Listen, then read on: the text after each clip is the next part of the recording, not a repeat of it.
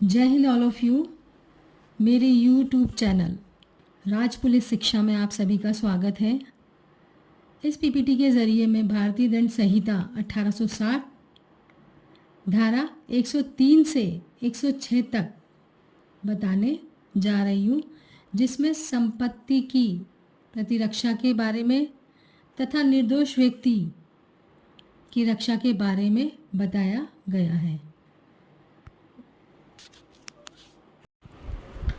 धारा 103 section 103 IPC कब संपत्ति की प्राइवेट प्रतिरक्षा के अधिकार का विस्तार मृत्यु कारित करने तक का होता है।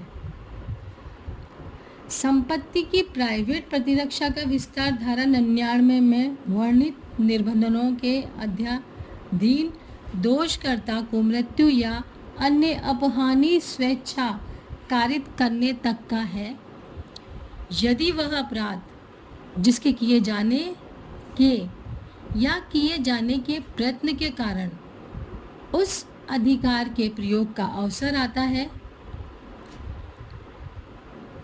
पश्चात परिणाम प्रमाणित भातियों में से किसी भी भांति का है, जैसे नंबर 1 लूट, नंबर 2 रात्रि गृह भेदन, नंबर 3 अग्नि द्वारा रिष्टि जो किसी ऐसे निर्माण तंबू या जलयान को की गई है जो मानव आवास के रूप में या संपत्ति की अभिरक्षा के रूप में उपयोग में लाया जाता है।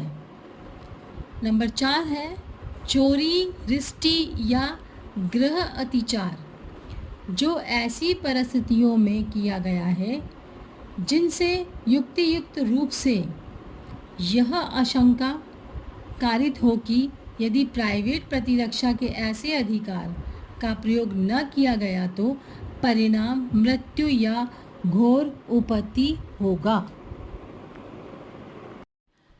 नंबर 1 है लूट, नंबर 2 है रात्रि गृह भेदन और नंबर 3 है अग्नि द्वारा रिष्टि जो किसी ऐसे निर्माण तंबू या जलयान को की गई है जो मानव आवास के रूप में या संपत्ति की अभिरक्षा के स्थान के रूप में प्रयोग में लाया जाता है। नंबर 4 है चोरी, रिष्टि या गृह अतिचार जो ऐसी स्थितियों में किया गया है जिनसे युक्तियुक्त रूप से आशंका कारित हो कि यदि प्राइवेट प्रतिरक्षा के ऐसे अधिकार का प्रयोग न किया गया तो परिणाम मृत्यु या घोर उपहति होगा। धारा 104 सेक्शन 104 आईपीसी ऐसे अधिकार का विस्तार मृत्यु से भिन्न कोई अपहानि कारित करने तक का कब होता है, यदि वह अपराध जिसके किए जाने या जिसके किए जाने के प्रयत्न से प्राइवेट प्रतिरक्षा के अधिकार के प्रयोग का अवसर आता है, ऐसी चोरी, रिष्टि या आपराधिक अतिचार है जो पूर्वगामी अंतिम धारा में प्रमाणित भातियों में से किसी भांति का न हो, तो उस अधिकार का विस्तार स्वेच्छाएं मृत्यु कारित करने तक का नहीं होता, किंतु उसका विस्तार धारा 99 में वर्णित निबंधनों के अध्यधीन दोषकर्ता की मृत्यु से भिन्न कोई अपहानि स्वेच्छाएं कारित करने तक का है।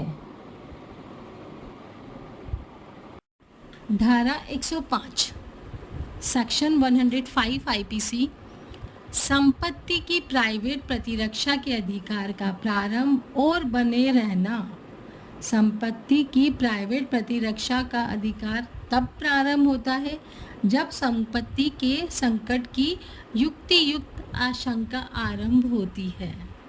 संपत्ति की प्राइवेट प्रतिरक्षा का अधिकार चोरी के विरुद्ध तब तक बना रहता है जब तक अपराधी संपत्ति लेकर स्थान छोड़कर चला नहीं जाता या लोक अधिकारियों की सहायता अभी प्राप्त नहीं हो गई हो या संपत्ति पुनः प्राप्त न हो गई हो।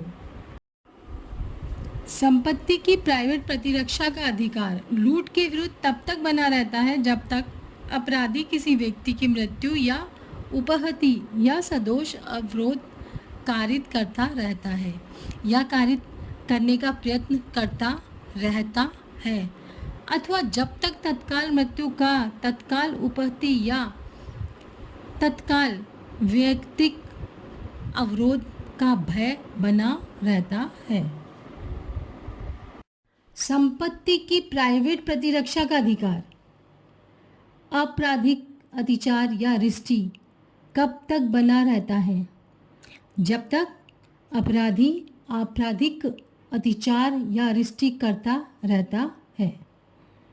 नंबर 4 है संपत्ति की प्राइवेट प्रतिरक्षा का अधिकार रात्रि गृह भेदन के विरुद्ध तब तक बना रहता है जब तक ऐसे गृह भेदन से आरंभ हुआ गृह अतिचार होता रहता है। संपत्ति की प्राइवेट प्रतिरक्षा का अधिकार आपराधिक अतिचार या रिष्टि के विरुद्ध वैसे ही समाप्त हो जाता है जैसे ही उन अपराधों का किया जाना समाप्त हो जाता है। गृह भेदन के विरुद्ध प्राइवेट प्रतिरक्षा का अधिकार तब तक बना रहता है जब तक कि गृह अतिचार चलता रहता है।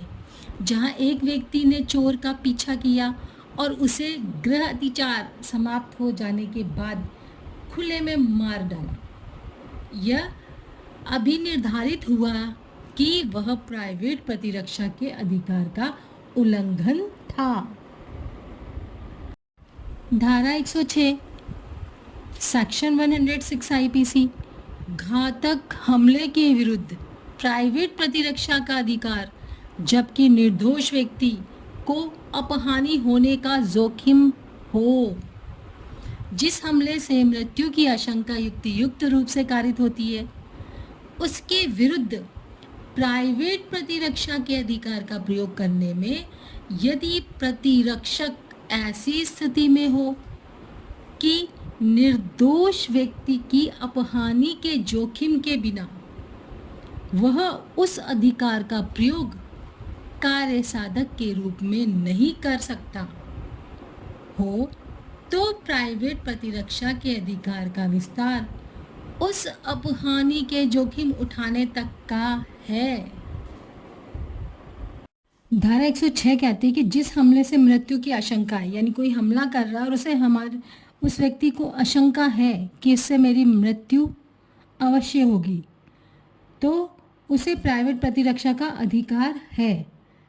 चाहे उसमें निर्दोष व्यक्ति भी है, लेकिन वो अपनी रक्षा के लिए वो ये नहीं देखेगा कि ये व्यक्ति निर्दोष है और अपनी प्राइवेट प्रतिरक्षा करेगा। किसी भीड़ ने उसे घेर लिया और वो चारों तरफ से घिरा हुआ है, तो उसे ये पता है कि भीड़ मुझे मारेगी और मेरी मृत्यु निश्चित है। उसके पास कोई आर्म्स है और उसने फायर कर दिया। अब भीड़ में जो लोग उसे मारने वाले वो तो रहेंगे से, कोई तमाशकीन भी होते हैं, बच्चे भी आ गए देखने के लिए। उस वक्त उसने फायर कर दिया अपने बचाव के लिए।